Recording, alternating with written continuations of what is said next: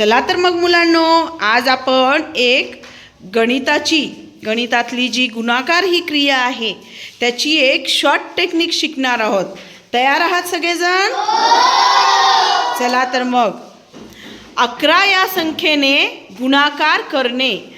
आता बघा फलकावर 62 गुणिले 11 आहे.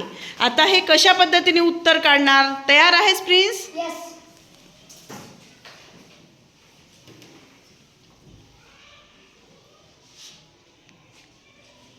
किती उत्तर आलं?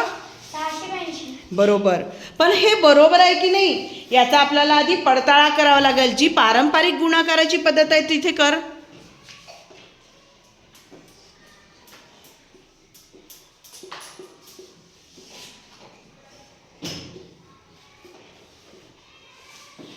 म्हणजे आपलं उत्तर बरोबर आहे का?